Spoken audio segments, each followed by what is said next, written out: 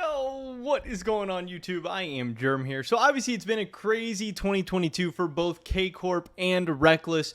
They've been through so many ups and downs together. Obviously Rekkles getting kicked out of the LEC, getting kicked from G2 and ending up in the ERLs, the LFL with K-Corp in the first place, which has been an awesome thing overall probably for Rekkles, for K-Corp, for the ERLs, for LFL fans, for a lot of people involved. It's been a good thing, but this is obviously an LEC level player. This is one of the best LEC players of all time. A guy that has so many fans, so many people that want to see him back in the LEC. Me as a Rekkles fan, I'm happy he's with K-Corp. I think it's cool. I think it's been awesome to follow. But like, hey, I want to see this guy competing for LEC titles and competing for world championships. But this has been a fun little kind of side quest. Hopefully we get back on track next year. Then you obviously have K-Corp, who has been a little bit up and down too. They kind of struggled in spring. They end up making the EU Masters plans. They go on their crazy EU Masters run, and now they find themselves in kind of a weird position once again. They have not been so good yet in the LFL season. There's still a couple more games that we're going to go over for the LFL.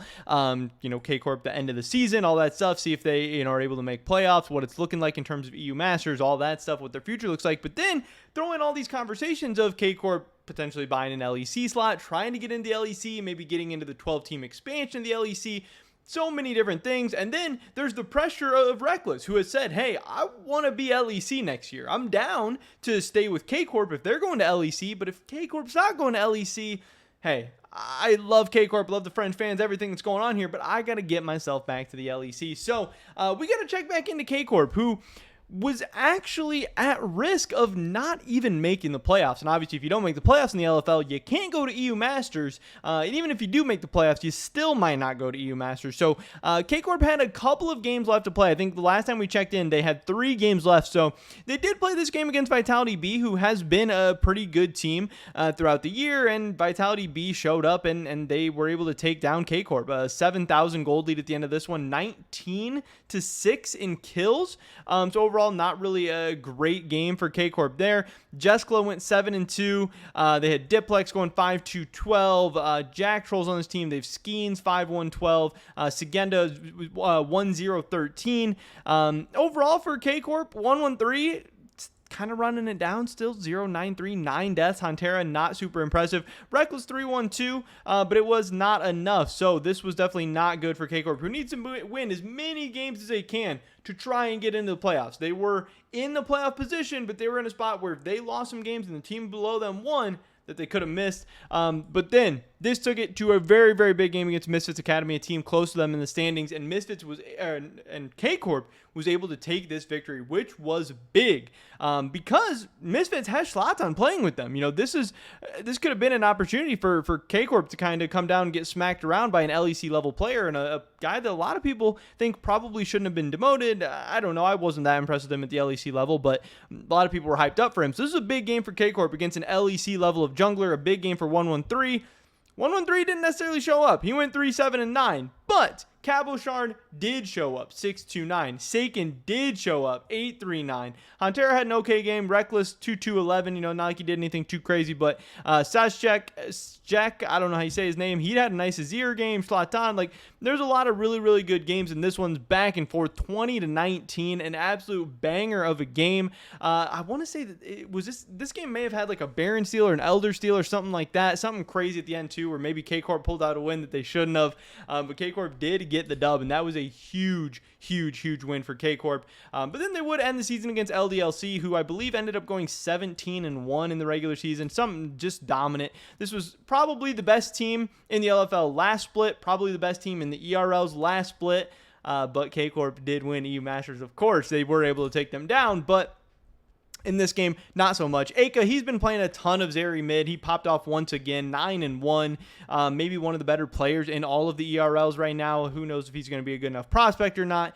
And then you had K-Corp, who Rekkles pulling out the Sivir, but it wasn't enough, even though it's the iconic pick. 1-1-3, hey, you only died one time this game, but it was not enough. K-Corp would end the season on a 1-2 in their last 3 games. So not necessarily a great way to end the season, but when we take a look at the ending LFL standings, we can actually see summer season here. I had summer playoffs pulled up. We're going to get to the summer playoffs here in a second.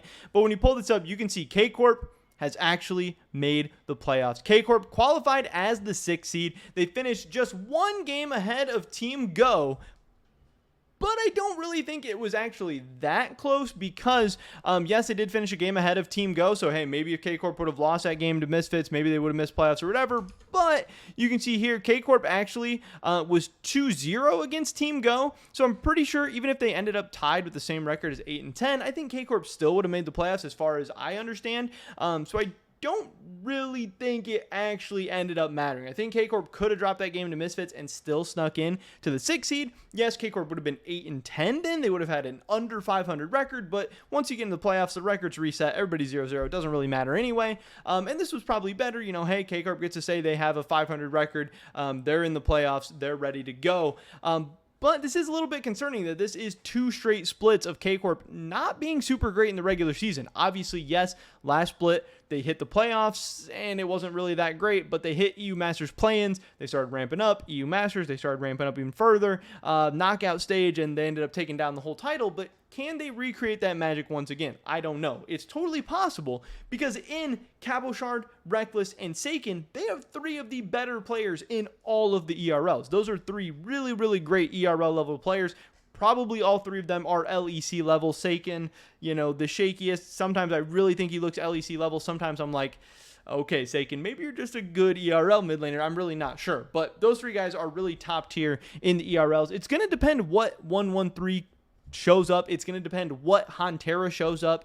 But a little bit of the bad news maybe for K-Corp is the fact that this is what the summer playoffs bracket looks like. I mean, there's some good and bad news.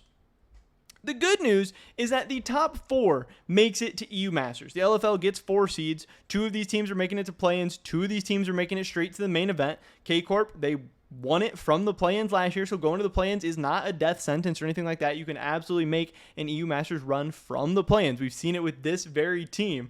But we do have K-Corp taking on Game Ward in their first series. And if we go back one page, we can see that K-Corp, yes, Game Ward is the 4th place team. They win 11-7. They're only 2 games ahead of K-Corp, so it's nothing crazy there. But we can see that K-Corp was 0-2 against Game Ward during the regular season. So it's not exactly the best matchup. Game Ward is the team with Jekolad, so they're definitely a good team with some really good players. It's going to be a tough series. Yes, K-Corp probably has more best-of-5 experience, more best-of-5 pedigree. They have the Rekkles playoff buff. They have Cabochard, who's going to be a beast. And they have Seiken, who at his best can definitely go toe-to-toe with Jekolad, but I'm sure Jekolad's going to be the favorite in that mid lane, and it's going to depend about Hantera and 113, like I said. So this is going to be a tough series, and if K-Corp loses, they're gone. They're done. Season's over. Not going to EU Masters, not getting to defend their title. We're going to have to see if this team makes it to the LEC, where Rekkles ends up, all that craziness. But if they win just one single best of 5, then they are headed to EU Masters. Then the dream lives on. Then we can see what's going to happen with this team going forward. Because you can see here, you know, if you win, you make it to here. And then the top 4 teams, 1, 2, 3, 4, are going to make it to EU Masters regardless of what happens after that. But Vitality.Bee plays Misfits. The winner's going to EU Masters. And Game Ward plays K-Corp. And the winner's going to EU Masters. This first series is going to be on Wednesday. K-Corp is going to play on Thursday. So after Thursday, we will know whether K-Corp's season is done. We will know whether they are moving on. We won't know what the future has in store for them because, again, who knows if it's LEC, ERLs, whatever's going on next year. But we're going to have to wait and see. I know I had some Rekkles stuff pulled up here as well. You guys can see here in this picture. I mean, so much of the K-Corp jerseys and merch and stuff is so sick. But Rekkles actually does have the full arm. I don't know if it's full body or just full arm or whatever. I know he has like the Varus tattoo on his back, but he has like, he used to have the Rekkles tattoo here, but that's all covered up now. He's going with the full blacked out arms. I'm not exactly sure why. I'm not sure if he said why before, if it's just something he wanted to do, but this is the new look Rekkles. Obviously, so many just the super sick pictures, you know, the blue wall, all this stuff. So many people are hoping that this is a view and a scene in the LEC very soon, but we don't have confirmation on that yet. We don't know exactly what's going down. All we do know is KC against Game Ward this Thursday for a spot at EU Masters, a best of 5 with everything on the line for a lot of these teams, a lot of these players, and for these orgs. Can KC, can K-Corp, can Rekkles defend their EU Masters title in the LFL playoffs to even have a chance to go to EU Masters? I don't know. We'll have to wait and see. But this has been a crazy year for Rekkles, crazy year for K-Corp. It's not done yet. And even once it's over, there's still going to be much more craziness in store for us to follow and check in, report, update, all that good stuff. But that's pretty much it for this video today, guys. Definitely drop a like if you did enjoy it. I would appreciate that so much. Leave a comment down below. Let me know what you guys think about anything we talked about in this video today. Subscribe, stay up to date on all my latest content. Start checking out the Discord. First link in the description below. Hopefully catch you guys in the next one. But until then, peace.